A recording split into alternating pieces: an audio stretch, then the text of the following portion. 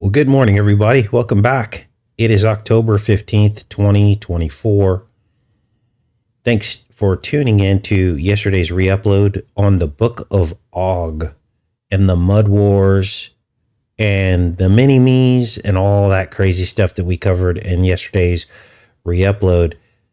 Today, I have a related show because they just found evidence of these giants. We're going to get into that and some other concepts today. We're going to get into how they're controlling free thought, some concrete examples of how this works, and some headline stories. Look at what they found in India. Now, I couldn't believe this, but according to this, October 11, 2024, these are the images they found on the wall in India. I was able to confirm the story through a couple of other sources. I hope it's not fake. But as you can see, here's the perspective. You see these four people taking a photograph of this rock wall. This is in the Indian Hoshangabad region of Madhya Pradesh. Revealed ancient cave paintings that could change our understanding of prehistoric human interaction with terrestrial beings. 10,000-year-old paintings in the Chirama area in the Kanker district depict, they call it, extraterrestrial life and what they think are UFOs. But I think we know what this is. And why do I say that? Because look at the hand. See if we can make this bigger. Oh, not going to let us. There are 6 fingers. 6 fingers. Now, immediately, what came to mind when I saw this thing was something else. It looked oddly similar to a creature that we just saw at the closing Olympic ceremonies. Look at the hips on the closing Olympic ceremony picture. Look at the hips. Now I want you to look at the hips of this supposed cave painting. Now also look at these tendrils spiking out around the hips and around the shoulders. Now let's go back to the cave painting. And you have something similar. These tendrils coming out around the hips and this insectoid-like creature.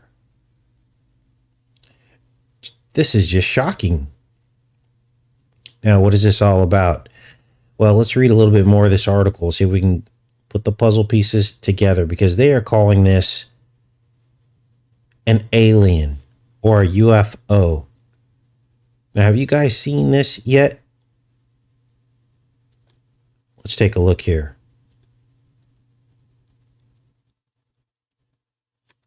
There's a better image of it there.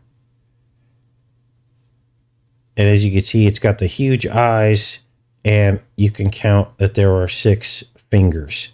Now, what is so significant about the 6 fingers? Well, the 6 fingers are Nephilim. We just talked about that in yesterday's show, and that's why I said these two stories are related, because this is what's going on. Now, let's keep reading here about what this is about. 10,000-year-old paintings found in the Chirama area of the Kanker district depict extraterrestrial life and what appear to be UFOs. One discovery in particular is a collection of cave paintings that appear to function like an ancient calendar. These images recount past developments of those extraterrestrial beings and appear to potentially predict future visits.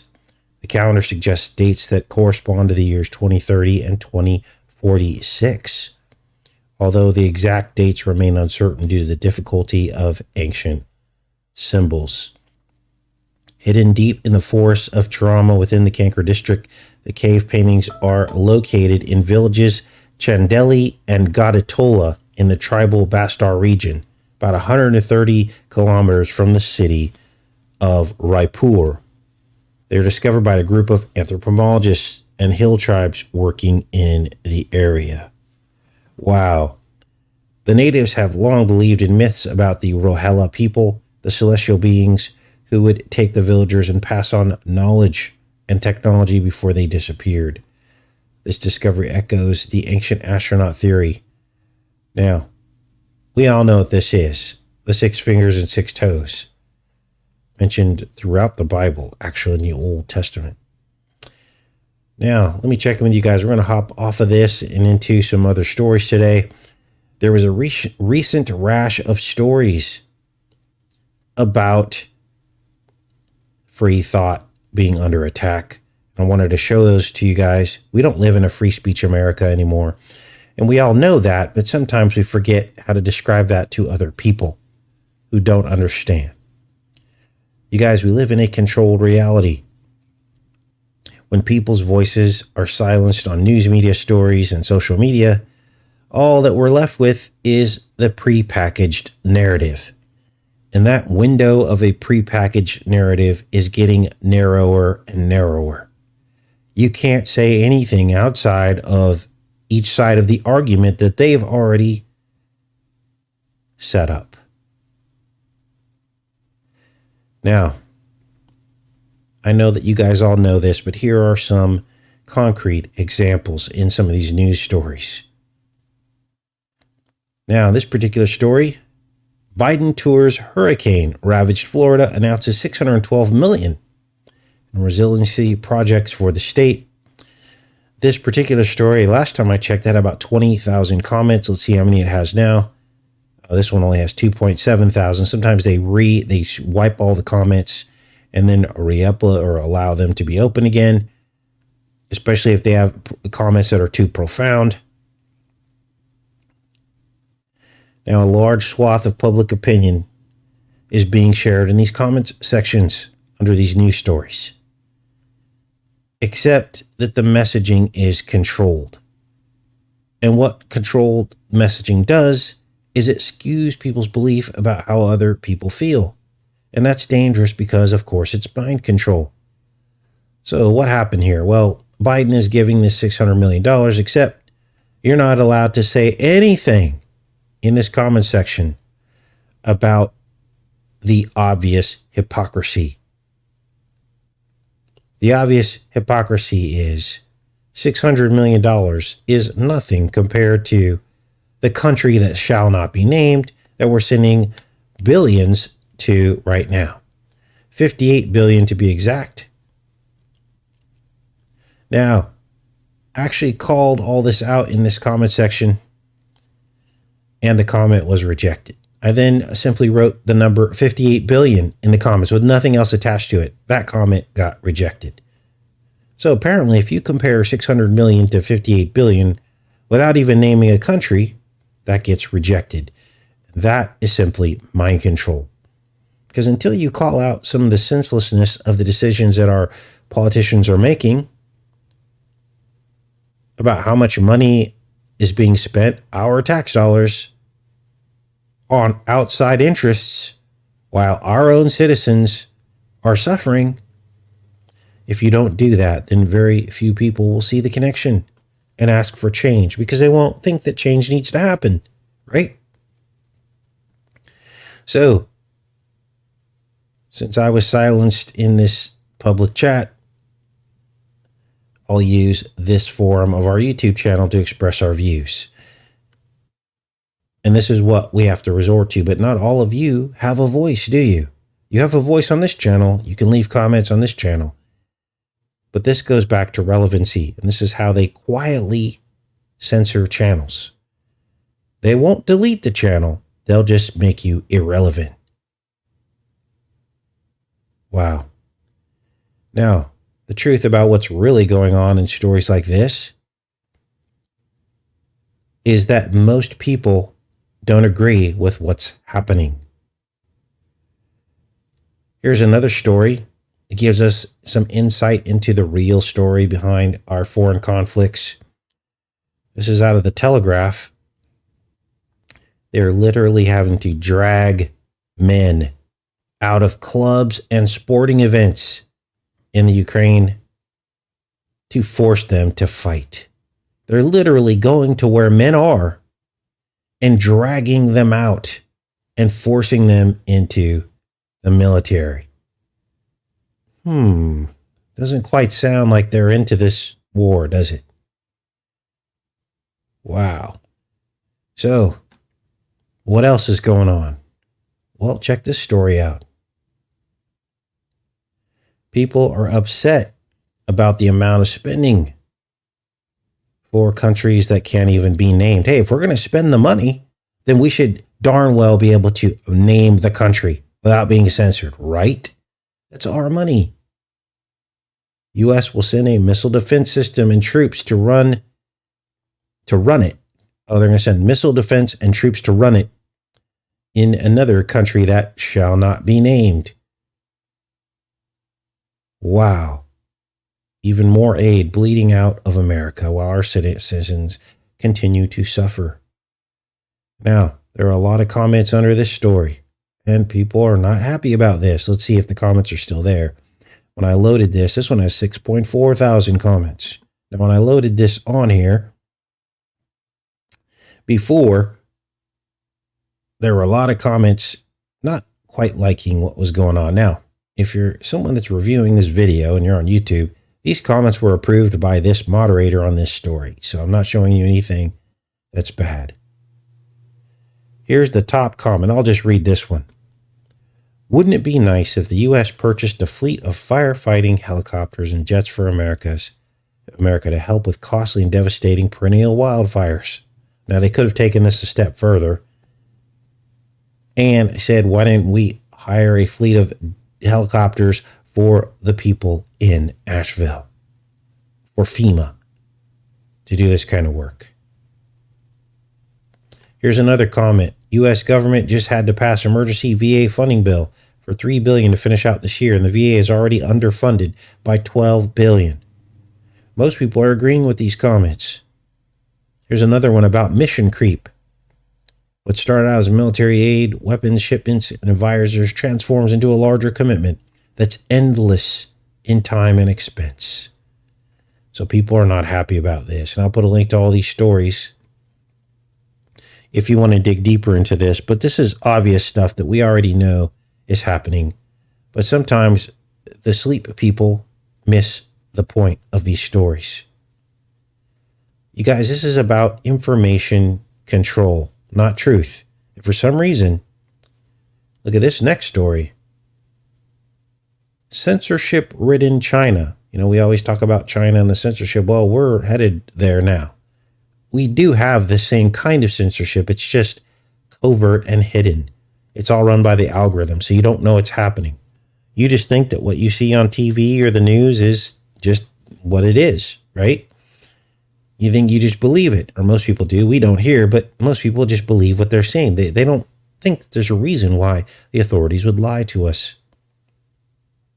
But here's what's going on in China, okay? And they are supposedly the epitome of censorship, right? Everyone looks at China when they think of censorship of the citizens. Well, look at this. For some reason, they decided to let Kanye West through the gate, through the glass ceiling. Now, why would they do this? Let's read a little bit of this. It says China's censorship is among the toughest in the world. So why did they let Kanye West play? Seemed like an unlikely stage for Kanye West to unveil his new music. Last month, the American rapper held not just one, but two sold-out listening parties in China, a country that imposes some of the toughest censorship in the world. Playing on the southern Chinese island of Hainan, his first concert in the country in 16 years, he astounded fans by announcing his new album, Bully, and left some wondering why the country's ruling Communist Party would allow such a controversial artist to perform. Just 6 years ago, Chinese authorities clamped down on hip-hop, blacklisting songs and dropping rappers from shows. Its media regulator banned Chinese television from featuring actors with tattoos. Hip-hop culture, subculture, and immoral culture. Wow. So, why are they allowing this? Well, it's obvious to me. It's for more programming, right? That's the only reason why they let certain people through, is to continue to program people. I thought that was an interesting story, though, by CNN. Let's keep going here, you guys. Now, if you think Trump is the answer to all this, understand that he is setting us all up for a government that will aggressively overstep our free speech even more than it already is happening. This is pretty much top news right now. Trump is saying that he'll use the military against Americans.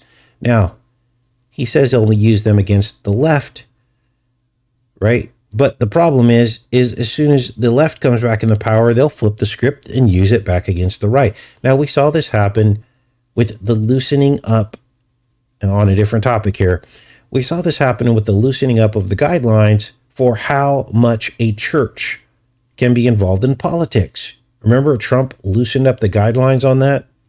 And all of a sudden, all this money started pouring into churches.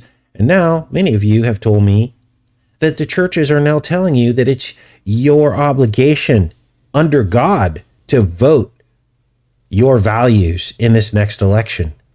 I've never heard this degree of churches talking about this ever, because they weren't really allowed to under the 501c3 guidelines. Well, Trump loosened all that up. And guess what? As soon as the Democrats came into power, they did the exact same thing in the Democrat churches. See the problem here? As soon as you cross these boundaries, you run into problems. Right? So, what is Trump saying here? Well, he is proposing allowing the military to silence people on the left. And again, once this precedent is set, then it's no holds barred. All bets are off. Let's read a little bit about this. Donald Trump issued a sinister election-related threat to radical leftists Sunday, saying he could support U.S. military force against Americans he described as the enemy from within if they disrupt the vote next month. I think the bigger problem is the enemy from within, not even the people that have come in and destroyed our country. American citizen, referring to American citizens as opposed to migrants, he criticizes for flooding into the country. We have some very bad people. We have some sick people, radical left lunatics. And I think and it should be very easily handled by, if necessary, by National Guard, or if really necessary, by the military. So, obviously, this is an empty threat. I don't think this will ever actually happen. But the fact that he said it tells you something. So, what else is going on? Well, this is an interesting story. Where'd it go?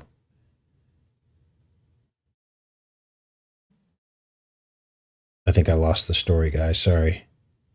There was a story about wait.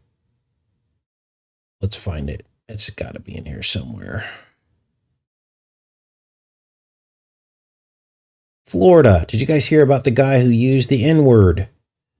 Well, he was live streaming. I'll just tell you the story off from the top of my head from memory. He was live streaming from a boat, and he wanted to ride out Hurricane Milton. He ended up saying the N-word live on television, or live on his stream, and his stream was cut short. He had raised like $40,000. Now, what is that really about? Well, it's about censorship. If you don't say what they want you to say, they defund you. Now, many of our favorite YouTube channels that we all have followed and watched over the last decade are gone now because they couldn't find a way to support themselves while delivering the truth, right? Dwindling viewership, the algorithm war, censorship, channel deletions. It's decimated our truth community, the real truth community anyways. We all know who the fake truth community is, who continue to prosper with millions and millions of views and reaching lots and lots of people for not telling the truth. Now, we all know what we signed up for when we went down this road, didn't we? But I don't think anyone could have imagined that we'd be fighting an artificial intelligence that could throttle down channels by projecting the appearance of waning relevancy instead of just deleting us, which to me, that's more sadistic than just deleting a channel. They depict the appearance of waning relevancy, despite how profound the information is. Anyway, a lot of channels like mine have resorted to crowdfunding on various levels. And that's better because no one person has to take on the burden, right? Each person gives a tiny amount and you're able to support yourself. But the AI hates this, don't they? They hate it because then they lose their ability to make you shut up when you're living outside of their control matrix. And then people are able to carry on telling these inconvenient truths to those who need to hear it. The alternative media, which all of you have grown to love. And I love you guys too. We are the last remnants of the core truth community. Now, we aren't the only ones being silenced. As I spoke about this guy in this boat, he dropped the N-word by accident. But the way that he said it, to me, wasn't offensive. He was saying it just like any rapper would say it. And they kicked him offline, literally within moments. He's in the middle of a hurricane, Milton. It's bearing down on him. He's in a boat. Now, it just goes to show you how carefully monitored this stuff is. It's like almost like a silent entity creeping around, lurking around, watching you. And you can't see it. It's just hiding in plain sight, waiting to take you out. And you can't say anything profound. You can't raise too much money. You can't say anything that's going to actually change something, or they'll just boot you off. Now, I'm not defending this guy that I'm talking about when he was in his boat, because apparently they doxed this guy. The first thing they did is they went after his past criminal record, which to me is dirty. You don't do that to somebody. But they were jealous. They were jealous because he had raised like $40,000 to get a new boat. And they don't like that. So, social media hates this. And I think stiff rules are coming down the road to drive the final nail into free thought. I think they're going to start controlling crowdfunding next. They're going to say it's taxable. They're going to say all these things. They're going to say it's dangerous because it makes people say and do anything to raise money, right? They're going to say it's corruption. They're going to somehow try to bring that down too. And that will be the last way that people are going to be able to support themselves. And that will be the end of it. So, what else is going on? Let's talk about the N-word. Is it wrong to say? Well, who gets to decide who gets to say that word? Right? You guys, I could show you 100 music videos right here on YouTube that are monetized, that are for sale, whatever, where black people are dropping the N-word, right? We all know. It's not a secret. So who gets to decide what shade of brown you are before you get to use that word, right? Who determines this? The whole thing is ridiculous. If you're going to ban a word, do it across the board and remove every rap song ever made that says the word from being published ever again. Otherwise, don't crucify up one person for saying it and not another person. All that does is continue to divide America. It's pretty simple, isn't it? Now, let's get into this recent rash of earthquakes. And sorry I dropped that story. I don't know where it went, you guys. I could possibly find it. Oh, let's do this. Let's find the story. Lieutenant Dan. They call this guy Lieutenant Dan, of course, from the famed movie Rides Out Storm. Okay, so here he is. So he says the N-word. N-word. And he uses it in the context of what I just described to you. Not in a bad context, not making fun of black people. He uses it basically as slang. And they did drop this stream. Unbelievable. There he is live. And he starts. Now, people talk like this. Okay? Even white people talk like this. And who's to say he's not mixed with some black? Right? So who gets to decide that? Poor guy. He raised $40,000 on Kick and got kicked off of Kick. Wow. You guys, I grew up, even my father used to call me this. My mom didn't particularly like it. She's like, don't call him that. But it didn't bother me because this was where I grew up. So, and of course, my dad was a correctional officer, and this is the slang that they use in prison.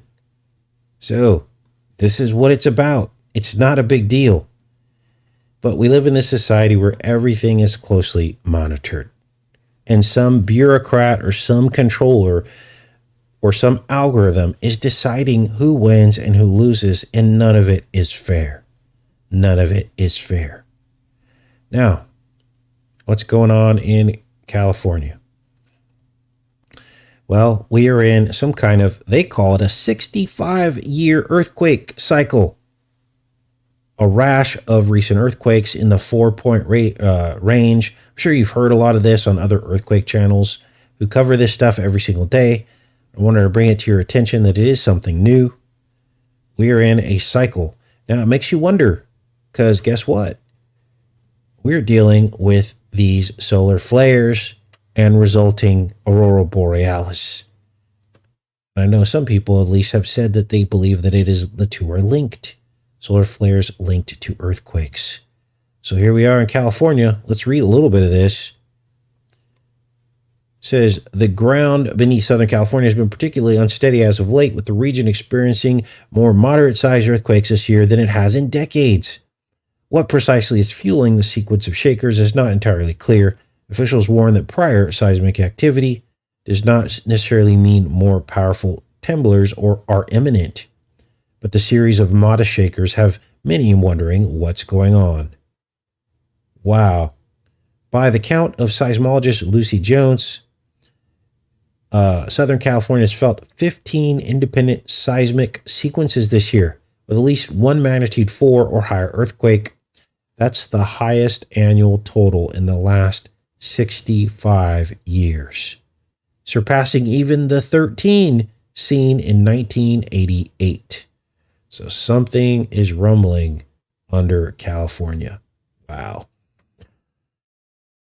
Wow. What else is going on? Well, for those that stuck it out with the decode that we did on the movie The Substance, and this kind of relates to these earthquakes as well, something weird is happening in the skies. We've all seen it, and everyone's trying to pretend that it's not happening, that it's normal.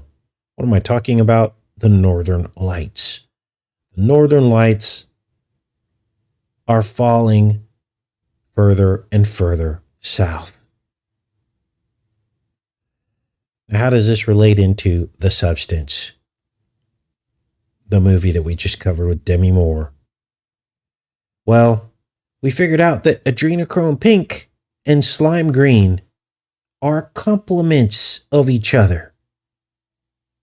Let me say that again. Adrenochrome pink and slime green, which were in the movie The Substance, injected with the slime green, and then that spawned the younger Demi Moore, who was in adrenochrome pink, remember? And we found out that those are complements of each other on the color wheel. They're opposites. So here's the question. Why are these complementary colors being reflected in the Northern Lights? Look at this, you guys. This is nuts. See the pinks and greens? They're opposite on the color wheel. They're not next to each other. They're opposite. Now, this spectrum slides. But what is apparent, and I looked this up, is that this spectrum of colors, you can see it right here, is represented all throughout the sky. Here's the deep pink. Across from it is the green. Charm pink, sea green. Now take a look at this image here. And now I'm going to go back to the images of the sky, of the aurora borealis. And you can see the exact opposite colors. Even if the spectrum slides to a different shade of green, the opposite color is reflected. Now, what is going on here?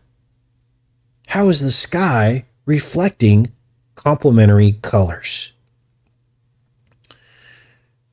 Well, they're opposites. Duality. The tree of duality. The tree of the knowledge of good and evil. It's literally being reflected in the sky. The two trees. Whoa. Now, for those of you that stuck it out to the end of the show today, I have a surprise. And then tomorrow we'll get into some of these other stories of some crazy stuff going on. With FEMA no longer going door to door in North Carolina.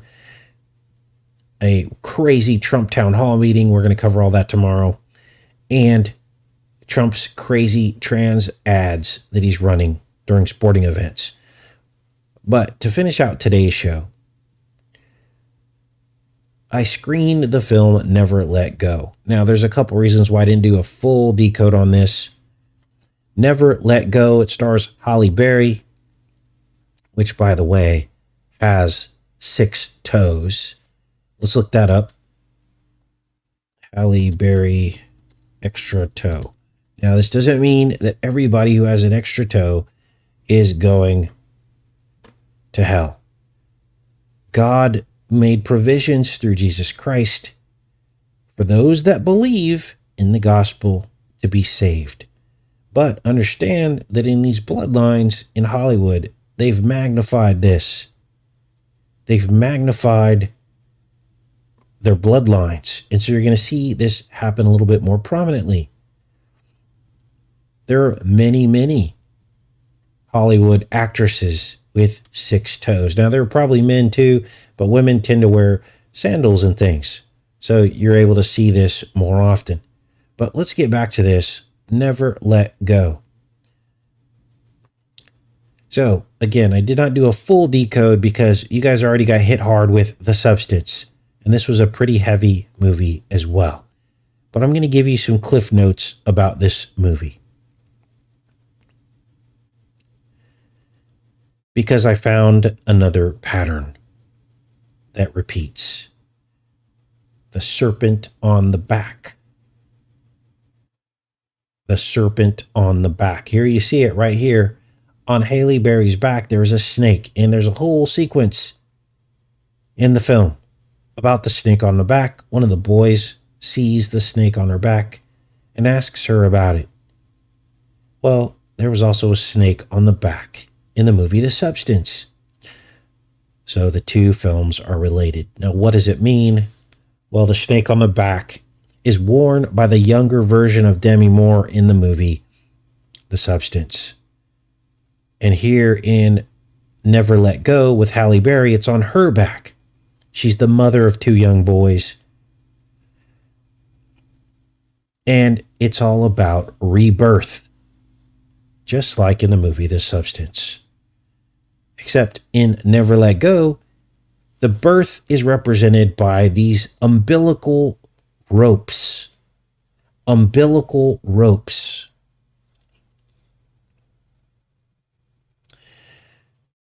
So, let me give you a little bit of the plot summary so you're not lost. Halle Berry is basically trying to ward off some spirits that are trying to possess her and her children in her house. And they basically explain it as like a family curse.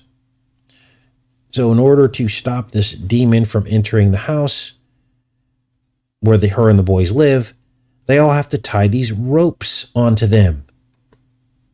These ropes around their waist. And it basically tethers them to the house, as you can see in the picture here. It tethers them to the house. Anytime they leave the house, they have to have this umbilical rope. If they don't, then the spirit will get them. And now the spirit can't mess with the ropes. But inside the house is a tree, the family tree. So it's about the bloodlines. And the ropes are the umbilical cord to those bloodlines. So, curses, bloodlines, the serpent bloodline infecting humanity. The only way around it is to hold on to our natural DNA. Do not let the serpent poke you with things that can alter you and prepare you for demonic spirits to inhabit your body. Here's a wide shot of the two children and the dog and Halle Berry with these ropes wrapped around them. Again, not a film I recommend, but I wanted to give you a Cliff Notes version of the film because it relates directly into what we were talking about with the substance. It's the same stories over and over again. Now, tomorrow, you're not even going to believe this. I found a 2018 film with what appears to be Elon Musk's clone. Why do I say that? Well, they look very similar. But in the film, he develops a neural system interface so that a paraplegic man can walk again. It actually ties into the nervous system, just like Neuralink. There's also a self-driving car and all kinds of other stuff that was not even thought of when this movie came out, before it ever happened in real life. The actor who plays the Elon Musk lookalike even has the same birthday as Elon Musk. Now, this is some of the most accurate disclosure I think I've ever seen in a movie. It's called Upgrade. So that'll be tomorrow's show. I'm going to pull apart all the different scenes and show you all the crossover metaphor with Elon Musk. They filmed it in 2017. You guys, autopilot for Tesla was barely starting. Nobody ever thought it would ever work. But yet it appears in this movie. And Neuralink, it was barely announced when this started filming. So these are the kind of decodes you show people so that you can show them that predictive programming is real. They already know these things are going to happen. So they depict it in movies to program you for. All right, I'm back in the chat, you guys. That was pretty much all I wanted to show you today. Wow. You know, I'm getting the same feeling, Lorraine Ray. People are just strange now, aren't they? They're very emotional. They're emotional about their political belief systems. You can see it in their eyes, in their gestures. They're either super scared of the other political side. People are just acting really, really weird. People judge now based on appearance or based on what they believe your belief systems are, based on what you look like. You know, it's getting crazy, you guys. It's getting crazy. People they're just bizarre now. They're bizarre.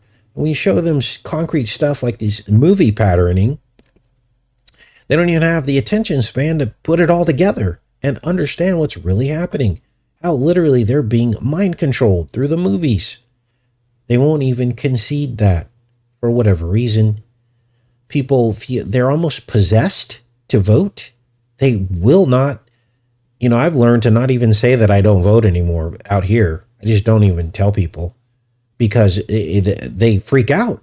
What do you mean you don't vote? They freak out. And I say, I have my reasons. So, yeah, it's getting really weird out there, you guys. Very weird. Okay, I'm in the chat. Hang out with you guys for a little bit. So, the one day I don't go sit in my blind, a nice buck comes trotting through the grassy area here. just before the show at 7:15. He looks in my window and trots right off. Went and got him a mouthful of corn. And what normally I would have been in the blind. And this one morning, why? Because it's like 40 something degrees outside. I'm like, I'm not going to go freeze my butt off. I've already been in the blind 5 or 6 times and not one deer has come by. And the one morning I decide not to, he trots on by. So I don't know if it was funny bone or not. It was like first light, so I couldn't really see him clearly. But it was a decent deer. I don't know if I would have taken a deer of that size. He was a little bit small, but just the fact that he ran through. Wow. Deer are funny. They're very smart animals, you know. Very, very smart. All right. What else is going on, you guys? Yeah, I named him Funny Bone because he's got a crooked antler. One of his antlers is smaller than the other one. So hence the name Funny Bone. All right. Few days of rain coming, yes. That's what I heard too. Like a week out. Yeah, I'm in Arkansas.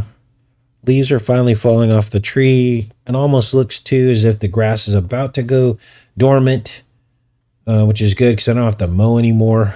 Tired of mowing. Yeah, they can smell you. They can see you. I don't know. I don't think I'm gonna ever outsmart these deer. Yeah, he was mocking me. Now I did spook a huge buck. So normally I reserve this for the backup channel. This is where I do all of our Honey Milk Ranch videos on the backup channel on Enter the Stars Reloaded. And I just do one video a week on Saturday morning for those that are interested in that. But we'll finish out today's show with a story. And I'll tell you about how I spooked a massive buck. Now, I thought I had checked my camera, but I didn't. Or at least the images didn't come in right away. So at about 5:45, maybe 6 a.m. in the morning, it's completely black outside. No lights out here in rural Arkansas. I try to creep into my blind because the trick is to get there before the deer gets there. And they can hear you from probably 50 to 100 yards away or further. They can hear little noises and sounds. If the sound does not sound natural, they get spooked and they run away. And they won't be back for 2 or 3 days sometimes. So I play this game with the deer. I try to get out there as early as possible, but also not be sitting in the cold for 2 hours before the show, right? I thought about this. I'm like, maybe I can sleep in the blind. No, too cold. And I would snore and they would hear me anyway. So you have to basically creep into the blind. Now my blind's about 50 yards from the back door. So I have to like open the door very silently. And now the leaves are falling off the trees. So there's leaves on the ground. So you're in the dark, pitch black, and you've got to like creep across the lawn and light steps. And then you get to the blind and it's completely black. And if you're good enough and you can see pretty well in the dark, you can find the door to the blind and creep in. But then you've got to zip the blind closed. And that makes noise. It's like zzz, like that. So I start walking off my deck and through the grass. And I'm doing pretty good. I have not stepped on a leaf yet. And I'm creeping down to the blind.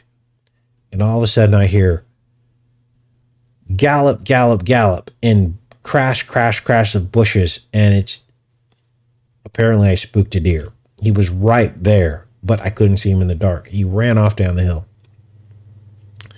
So there he went. And so I went and sat in the blind for like 2 hours, sitting there freezing. And then I come back inside and there's no deer, of course. I come back in the house. I look at the trail camera and there you see him. He's looking up the hill at me and he's like waiting. And he didn't book it until I got about 15, 20 yards from him. I guess he thought if he was still, he'd be okay. So this is how these deer work. They're just super, super smart. And we haven't even gotten to the fact that they can smell you. They can literally smell you. If the wind's going the wrong direction, they can smell you from a mile away. So this whole deer thing is not as easy as you think. I've got corn out there for them. I've got, I got the whole thing. And they show up every single night. They show up at midnight, get full on the corn, and then they leave. And I don't see them till the next night. But they tell me that as the weather gets cooler, there'll be shorter food supply, and the leaf cover falls off the trees, and then now their patterns change. They're moving around a lot more to stay warm, and they're consuming more energy. And then as food gets more and more scarce, they'll kind of orient themselves toward daytime hours and the feeders that they know are there. So I'm developing a pattern. It's kind of a science to it. And I'm learning all this, right? And if you think you're getting something for free, you're absolutely not. Deer hunting is a pretty big investment. But, it's funny because any kind of interaction with wildlife, it's almost as if the forces of nature are working against you. When I say forces of nature, I'm not saying that as some kind of occult term. I'm saying that in terms of the balance of how God created everything to fit together in nature, right? Is what I'm saying. But I've been out here in nature sometimes, either hunting or fishing, and literally it could be something as tiny as you're about to catch a fish and all of a sudden you have to sneeze. And you're like, I haven't sneezed all day. Why am I all of a sudden I have to sneeze now? Or if you're sitting and there's a big buck shows up, all of a sudden your nose starts itching or you got to sneeze. It's like these random little things that get in the way of you taking, an animal or hunting or fishing. And that's the best way I could describe it. I don't know if any of you have experienced this kind of thing. It's almost like a jinx or something. It's crazy. So this is what I'm dealing with. Anyway, enough of that. What else, you guys? What are you guys up to?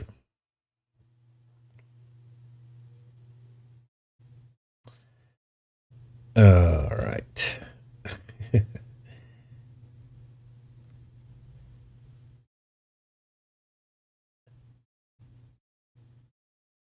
Yeah, the crows are the smartest, Stephanie. Stephanie says, I feel like the crows gossip about us, what we're doing. Yes, the crows. Now, we did a whole show on crows. Remember? We did a deep dive on the actual bird, the crow. And we found that these crows are some of the smartest animals that God ever created. And they're so smart that they're one of the only animals that play with toys for, how do they describe it? They have several levels of knowledge about toys. They're the only animal that creates their own toys and plays with it. There were a couple of other interesting facts about crows as well. The fact that they can actually describe to their counterparts where food sources are. So typically an animal will just follow another animal to the food, right? Well, crows have some kind of speech mechanism where they can tell the other crows where the food is. You can look all this up. This is crazy. Some crows can even speak. And so why are we talking about crows? Well, I sit in this blind and the crows know that I'm in there. Even if I got in there in the dark and I'm completely still, they can't smell me, but they have some kind of intelligence to where they know I'm in there and they won't land and eat the corn while I'm in the blind. Another thing is the squirrels. I'll get in the blind and the squirrels will drop acorns and things on top of the blind. I hear them bouncing off like a trampoline. It's like World War III out there sometimes, these animals. Now the dove will land and eat corn, and then they'll fly off. They don't see me in there. Most of the squirrels don't, but sometimes they do. And I know that they know I'm in there when they'll start dropping acorns. Every once in a while, they'll walk right up to the tree next to my blind and they'll look in. It's kind of startling if you're not used to it. All right. What else, you guys? Crows, creepy crows. We've had ravens come stealing our egg operation, says Love Cat. Yeah.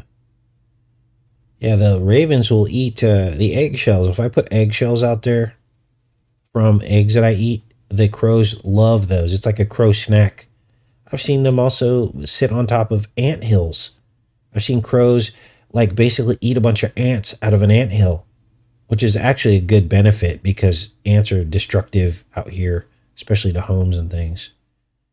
But yeah, Daryl, nut bombs. Yeah, that's what the squirrels do out here. Yeah, the crows love to squawk.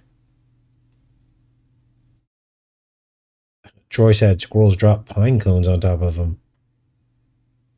Wow. The movie The Crow is so creepy, says Just a Girl. Yeah, they just did a reboot, didn't they? Is that the one you're talking about? Or are you talking about the old Crow movie with Bruce Lee's son, Brandon Lee? Yeah, watch out for bears. I don't think there are too many out here. Although there was a girl who killed a giant bear. I think the thing was like 500 pounds. If you look up northern Arkansas, a girl kills bear. There should be a picture of it. And that wasn't too far from where I live, so the thing was massive.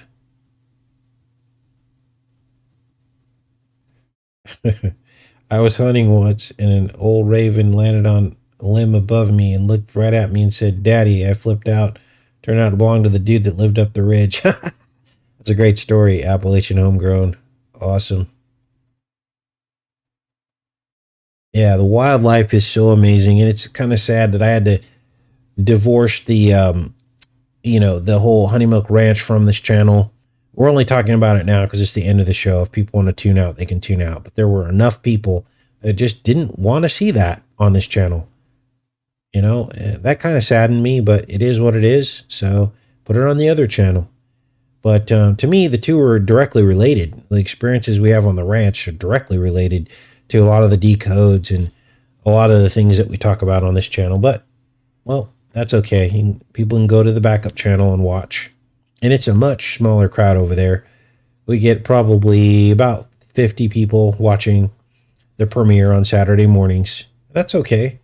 But it's a sign of the times, isn't it? It's sad that we now live in a society where homesteading isn't really popular or appreciated or cared about. And that does make me sad. Noah was a homesteader. When we talk about biblical concepts and biblical principles, most of the Old Testament folks were homesteaders. They were intense. They moved around. They built new homes. They were in the wilderness. And so if that's going away, then that's a sign of the times. That means we're getting close to the end. So I love each and every one of you guys. Have a great rest of your day. I'll see you tomorrow with Upgrade. Elon Musk. You're not even going to believe it. Much love.